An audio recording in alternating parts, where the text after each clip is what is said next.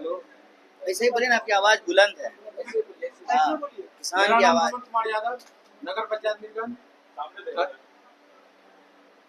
मक्का का किसान जो भी समस्या है, मेन समस्या है कि सही मूल्य पे मक्के बिक नहीं पा रहा है।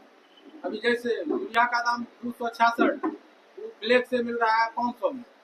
जैसे डीएपी 1250 सरकारी रेट है, वो मिल रहा है 2000 में।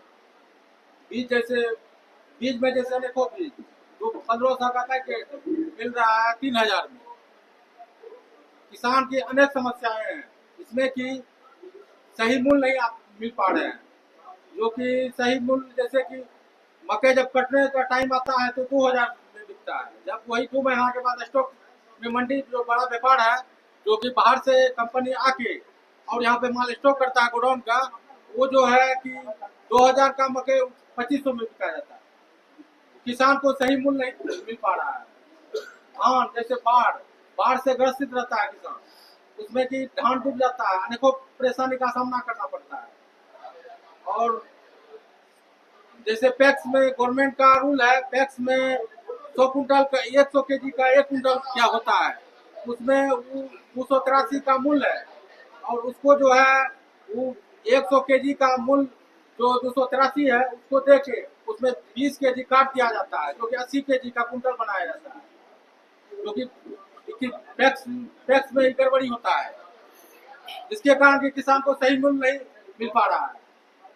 उसके बाद गुलाबबाग मंडी का अनेक समस्याएं हैं, जो कि ब्रोकर जैसे माल बेचने जाता है किसान, वो 30 रुपया कुंटल में नुकसान सहना पड़ता है अलग से, जो कि व्यापारी को बड़ा व्यापारी को फायदा होता है, जिससे कि अनेकों समस्याओं का समाधान करना पड़ रहा है किसानों का, जो कि किसान और पूर्णिया गुलाबबाग जो है बिहार का नंबर 1 मक्का का पूर्णिया 1 नंबर पे है। हर कंपनी का नजर मक्का का पूर्णिया पे भी रहता है और किसान को सही मूल्य नहीं मिल पा रहा है, जिसमें कि इसी के माध्यम से और क्या बोले किसान से सरकार से अनुरोध है कि इस माध्यम से यहाँ पे फैक्ट्री दिया जाए, सरकार से अनुरोध है सही मूल्य मिल पाए। इसी के साथ आप इसके बाद यहाँ पे है तोकीर आलम जी, यहाँ पे है बिहार के अध्यक्ष गरीबदास जी, यहाँ पे है हमारे डिस्ट्रिक्ट यूथ कांग्रेस के प्रेसिडेंट और डिस्ट्रिक्ट मेन कांग्रेस के प्रेसिडेंट यहाँ पे है। और भाई ने बताया कि किस तरह से जो यहाँ का किसान है पूर्णिया का, वो किस तरह से ठगा जा रहा है इस सिस्टम से। अनाज ये उगा रहे हैं, मक्का ये उगा रहे हैं, और जब ये बेचते हैं बिचौलिए आते हैं और 2 महीने के बाद जो स्टोरेज होता है उसको 25% महंगे में आगे बेच देते हैं।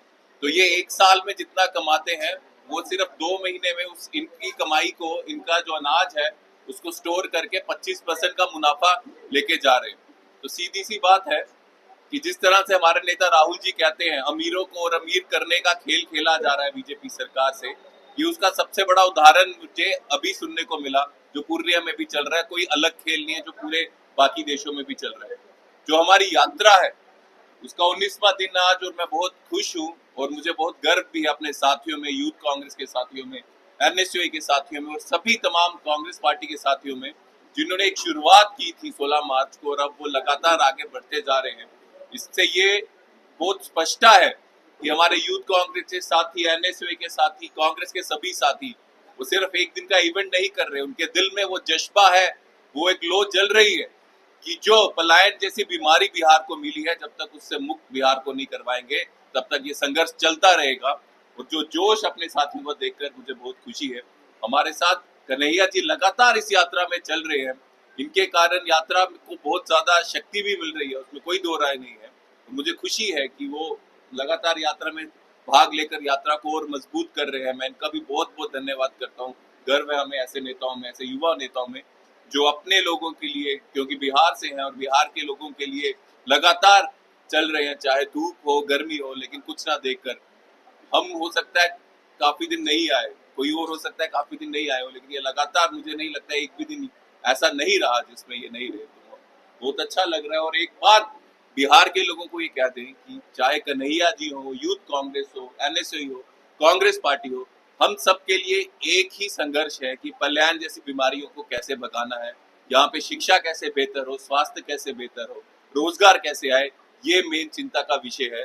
बाकी जिस तरह से सालों से जात पात में बांटकर बिहार के साथ खेल खेला जा रहा है, वो इस बार नहीं हो, लोगों को जागरूक भी करना है और बिहार में बदलाव भी लाना है। यही मेरा संदेश है। धन्यवाद। जय हिंद। इसके बाद हम करते रहते हैं।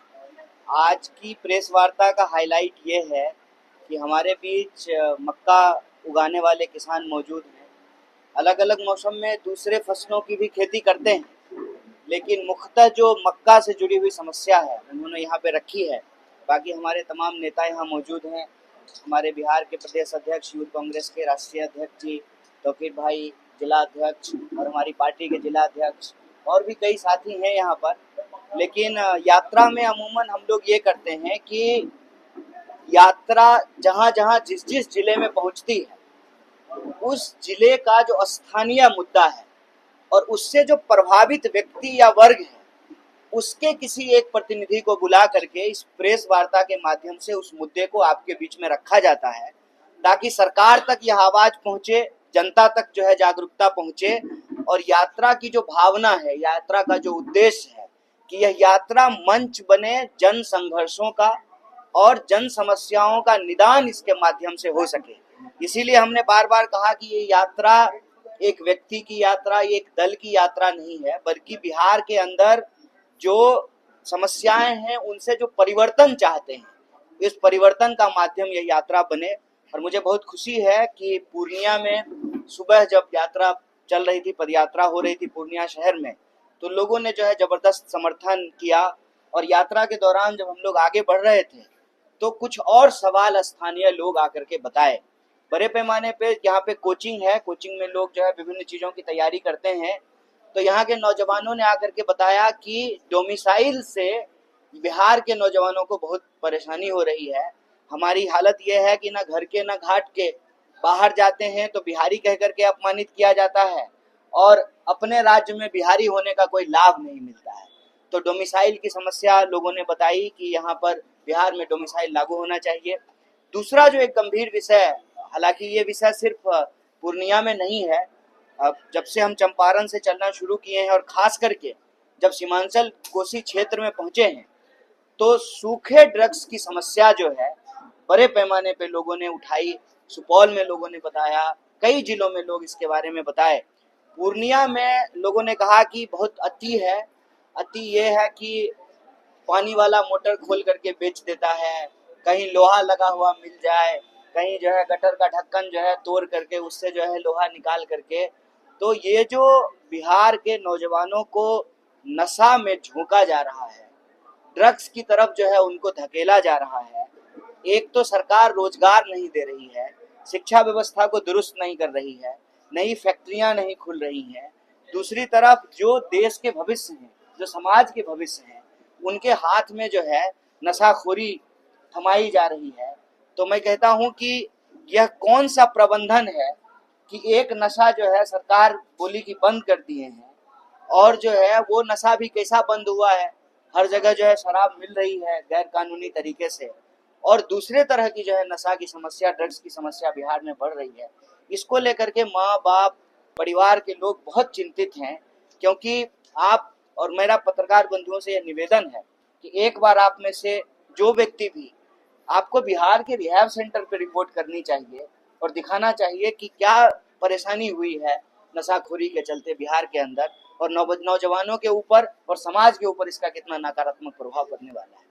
तीसरा एक विषय और यहाँ के स्थानीय लोगों ने बताया कि पेपर मिल भी था, जूट मिल भी था, और अभी जो जूट मिल है भी वो जो है, मुझे इसके तथ्य के बारे में जो है पूरी तरह से पता नहीं है, लेकिन स्थानीय लोगों ने बताया कि वो जूट मिल जो है वो अदानी जी को दे दिया गया है।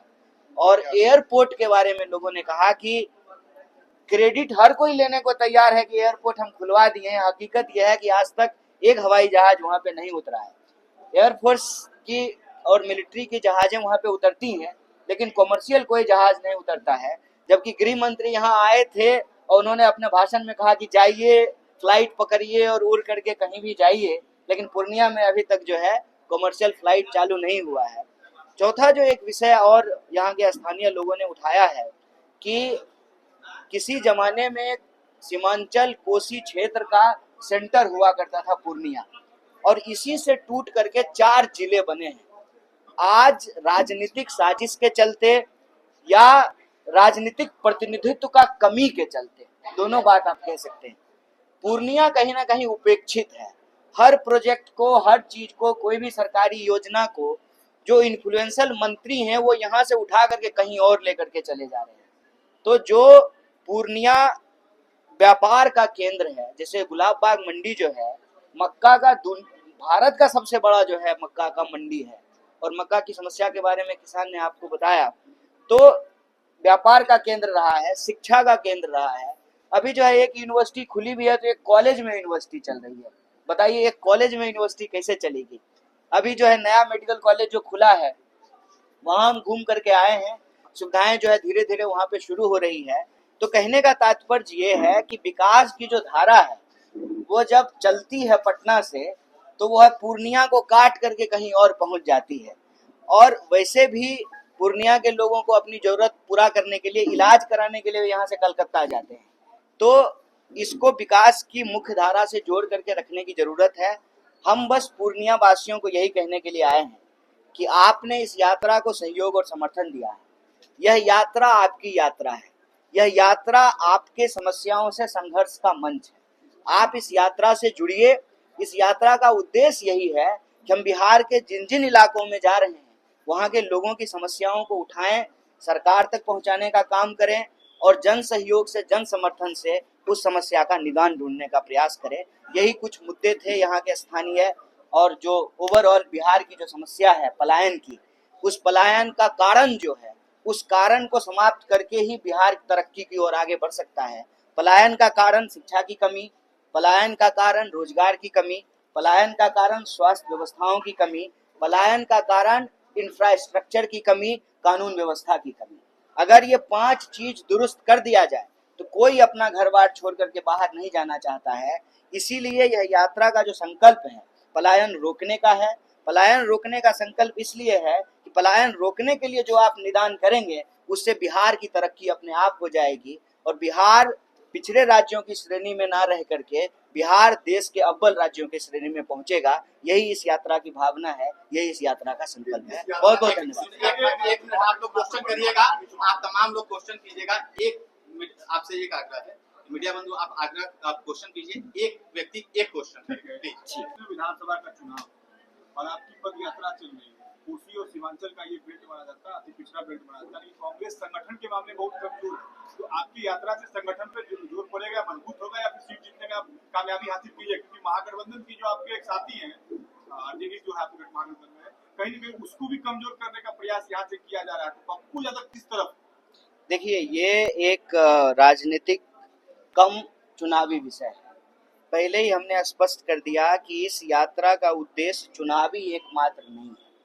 चुनाव का इस यात्रा से संबंध इतना ही है कि इस यात्रा के बहाने ही सही, जब कल को पॉलिटिकल पार्टियां अपना मैनिफेस्टो तैयार करेगी, जब अपने नेताओं को भाषण लिख करके देगी, जब जो है उनके नेता जनता के बीच में जाएंगे, छात्रों नौजवानों से संवाद करेंगे, तो पलायन जैसे गंभीर विषय पर बिहार की राजनीति में विमर्श हो और राजनीतिक विमर्श के केंद्र में रहे।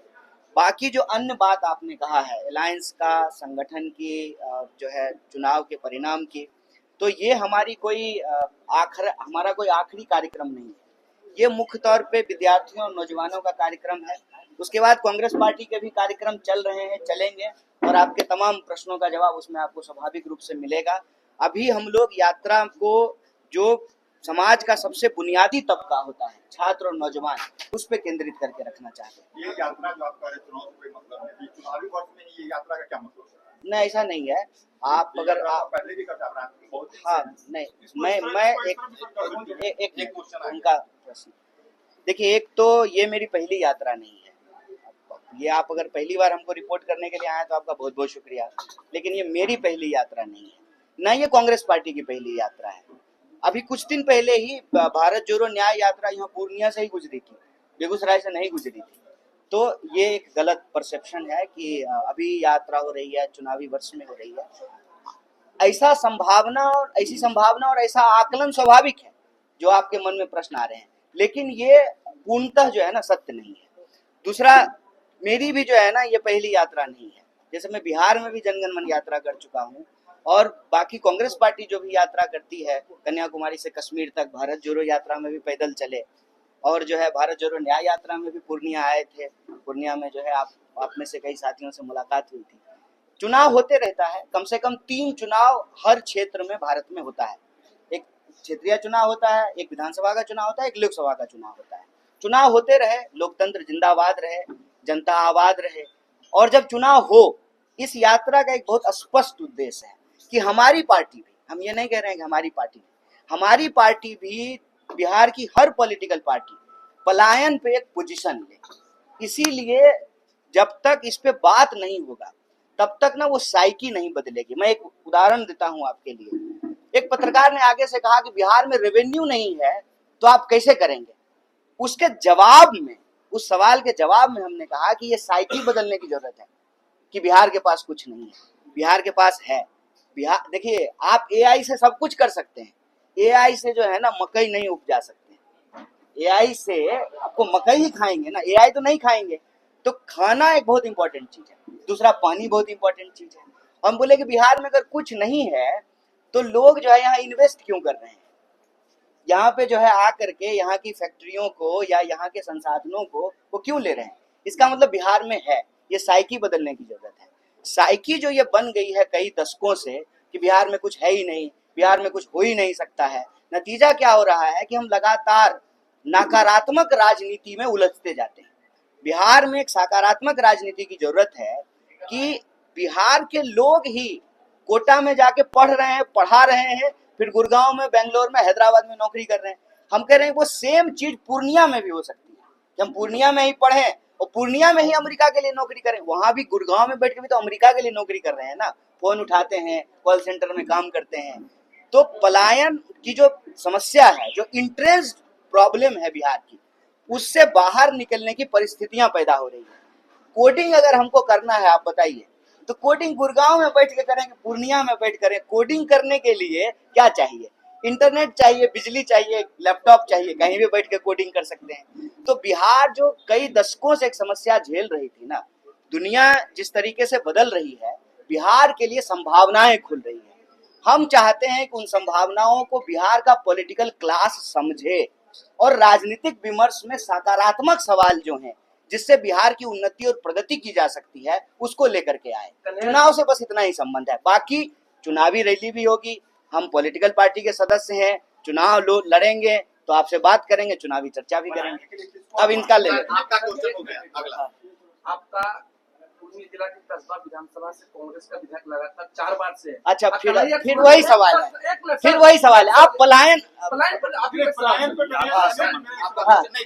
सवाल दीजिए। सवाल का जवाब नहीं। पलायन को लेकर आज आप निकले हैं, कांग्रेस किसी के साथ इससे पहले भी तो पलायन को लेकर आप इसको निकल सकते थे सड़कों पे। तो हम जो है अपने जन्म से पहले की जिम्मेवारी उठाएं। इस प्रश्न का क्या मतलब है, आप मुझे बताइए।